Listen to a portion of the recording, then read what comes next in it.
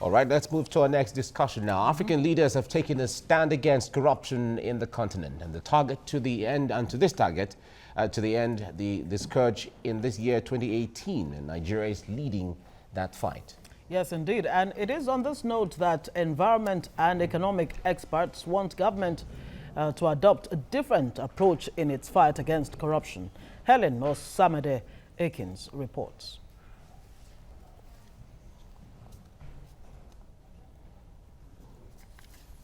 Go to write scripts. Muhammadu Buhari in 2015 declared war against corruption and vowed to stop public officers from looting the country's treasury. The president has over time backed his commitment by putting in place measures such as Treasury single accounts, whistleblowers policy, and the establishment of the Presidential Advisory Committee Against Corruption. The Nigerian government says there's still some level of resistance to the anti-corruption campaign.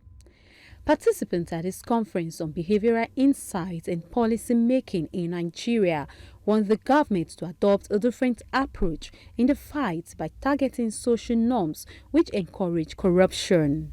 If we are going to fight corruption, then we need to start inside from ourselves. Have we reconciled ourselves with the fight against corruption?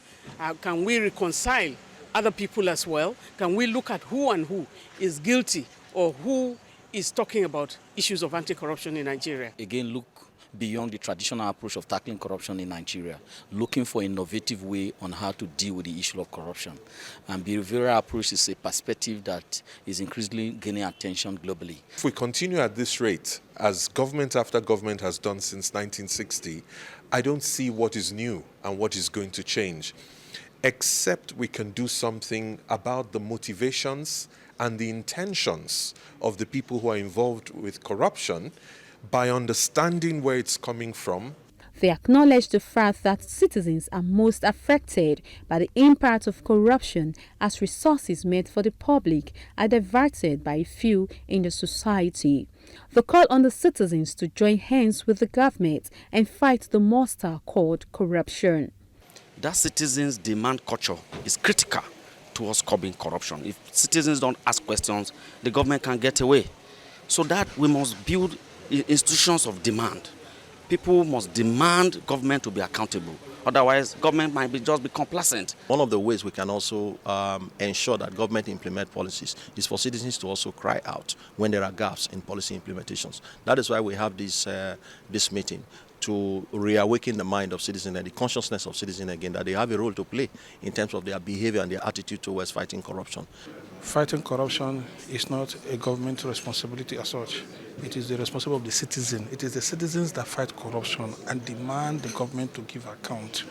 Other than that, what we see is the promotion of a kind of a wrong perception of the anti-corruption activities. The presentation at this conference are expected to ignite debates around how policy making can target changing social norms that promote corruption. Helen Osamede Akins, TVC News, Abuja. All right, Helen's report there on corruption. Joining us from Abuja studio is Professor Emmanuel Nadozie. He is the Executive Secretary, African Capacity Building Foundation, Zimbabwe. Good morning and thanks for joining us. Thank you for having me. All right, great. Let's lay a foundation here. I mean, that report by our reporter there, looked at different ways. I mean, talking to some resource persons, giving all kinds of recommendations as to how to tackle corruption. But from your standpoint, what exactly do you think has given rise to corruption, not only in Nigeria, but the rest of Africa? Well, first of all, I don't believe that corruption is just an African phenomenon alone. I think it's a global phenomenon. There is practically no place in the world where you don't have corruption. And so we should recognize that. Secondly, corruption exists where the accountability mechanisms and the checks and balances that are necessary to prevent it and curb it are either weak or non-existent. And so Principally, the first thing will be the leadership dimension. And then the second thing will be the institutions that are necessary to make sure that corruption does not exist or become rampant. And so these are the things I can assure you that are responsible. But if you look at even the continent itself, you will see some examples of countries that have been very, very successful in fighting corruption. All right, it's good to have that at the back of our minds, but 2018 is the African Year of Anti-Corruption, as it is tagged, and in fact, the president of Nigeria has been nominated or has been selected to be the anti-corruption ambassador. Looking at the African continent on the broader perspective, what is different, what is peculiar this year that has complemented the fight against corruption as far as the theme of the year is concerned, as set by the African Union? Yes, I think the number one thing that is peculiar is the fact that the African leaders had enough courage to come out and admit that corruption is a big issue. Because remember, that's not something that's an easy thing to do. No country or government wants to admit that they have corruption problems. But for them to, in January this year, to declare this year as the year that they, of anti-corruption, I think that's a major issue that has to be acknowledged and recognized. That's one. The second thing is, in the process, they had and they have been having series of debates on various dimensions of corruption and sharing experiences on what works and what doesn't work. And thirdly, as you rightly pointed out, making the president of Nigeria, President Muhammadu Buhari, as the champion and the ambassador, is also a recognition of the fact that a country like Nigeria, with its economic weight and its leadership position in the continent, should be in a position to be in the forefront of fighting corruption, especially because it's a country that has also been heavily affected by the plague of corruption. Yeah, but it's interesting in your response earlier, you said that corruption is a global phenomenon. We do agree with that. We understand that. But, I mean, the West, for example, they've been able to put checks and balances in place to curb the tendency to want to be corrupt. But, I asked you a question as to what do you think has given rise to corruption in Africa. Don't you think that, the leadership is where the problem really lies with? I mean, if you had a situation where the social contract was actually fulfilled, don't you think that in itself would be a good place to start the war against corruption? Yeah, actually, yes, leadership. Yeah, actually, yes, leadership is extremely important.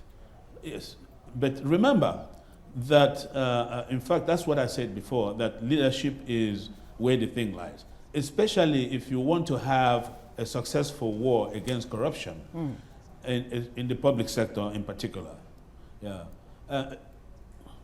So the leader is the one who leads by example, who must not be corrupt,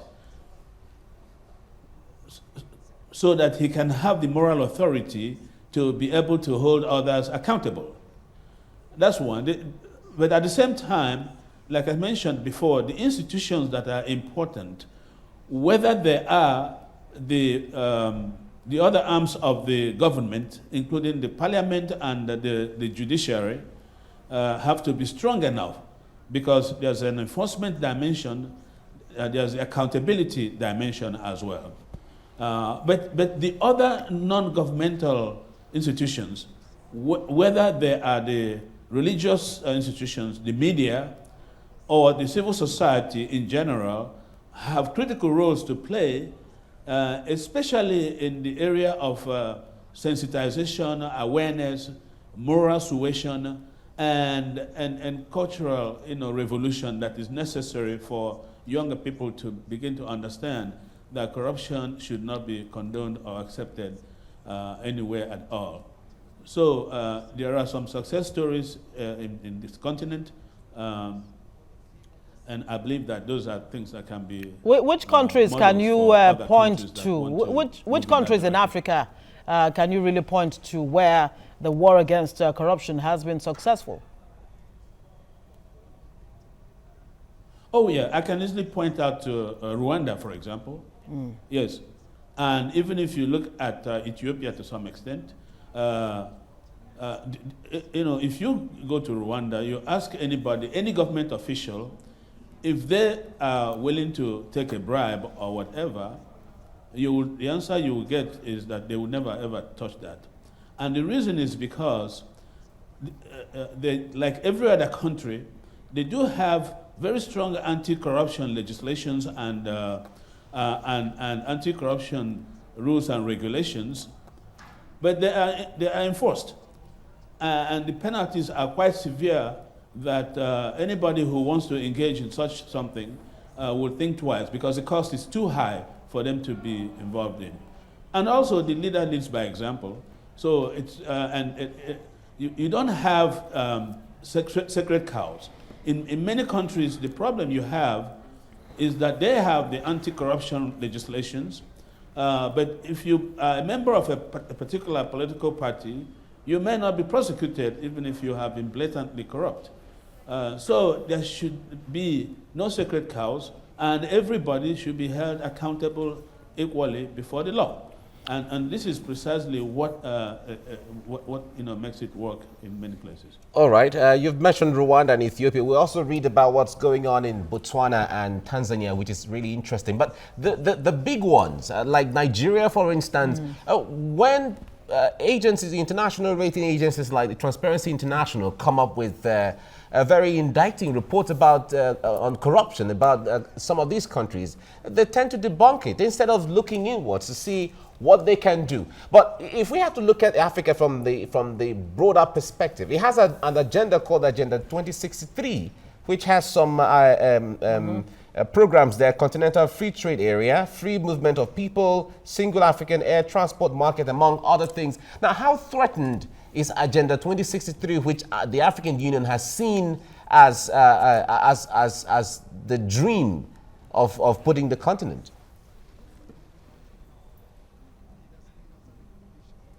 Yes, the Agenda 2063 is a major initiative for the continent. And I was lucky enough to be one of those who designed and produced this agenda. And to be sure, what we did was to ensure that this is not a competing agenda with the existing initiatives. It was more or less a collection of all the initiatives that were on the table, whether they were part of the NEPAD initiative or they were the African Peer Review Mechanism, or, for instance, the political issues like silencing the gun and the other ones, and the Continental Free Trade Area that you mentioned.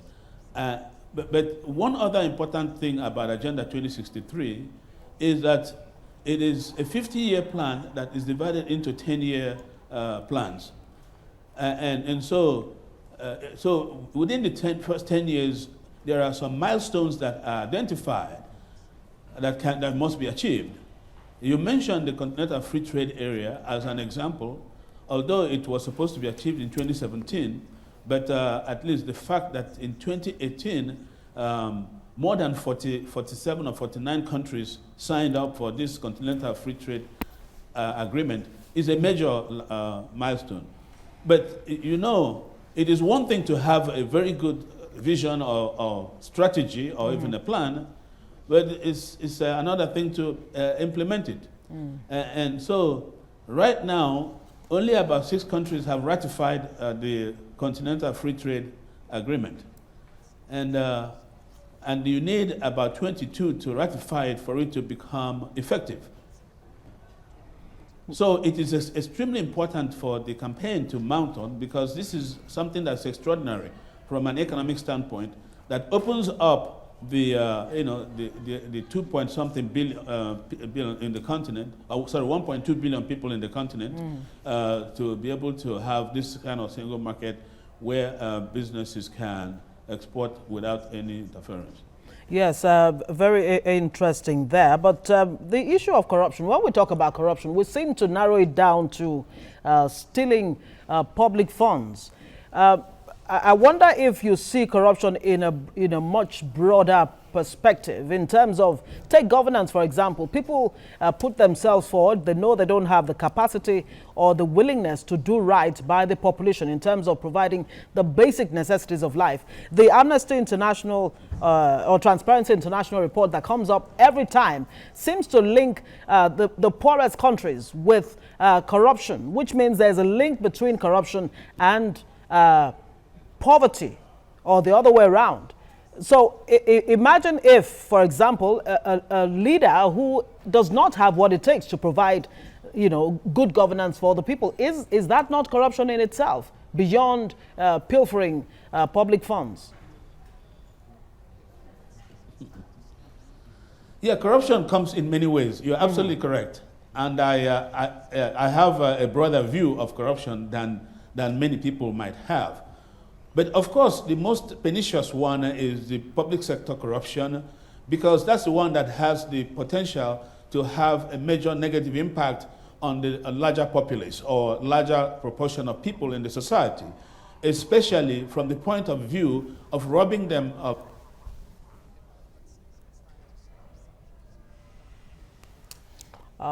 We seem to lost the signals from there. But we were talking with Professor Emmanuel. Anything that ranges from. We have him back on now. Go ahead. Go ahead, just round off. You can go ahead to round off. Okay. Yeah. Yes, okay. I say anything that ranges from nepotism or bribery or looting the state treasury and even illicit financial flows.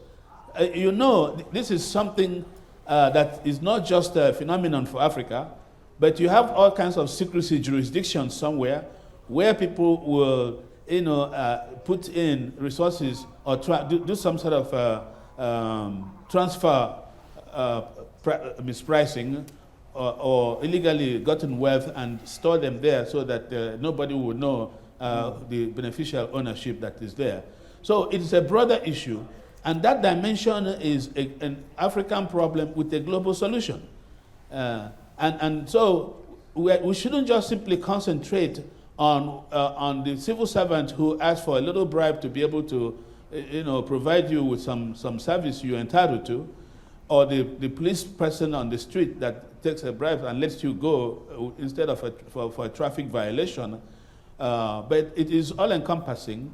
And this is the reason why the institutions that are supposed to bring about the checks and balances and hold people accountable and provide the necessary check, enforcement, whether it's in terms of sentencing people and making sure that they're accountable and they pay for such things. That's why these are very, very important. Okay. All right. So I agree with you. We should look at corruption. Okay. Not just as a simple issue, all right, but in the global way. Thank you very much, Professor Emmanuel Nadozie, the Executive Secretary, African Capacity Building Foundation, Zimbabwe. Thank you for joining us on the program.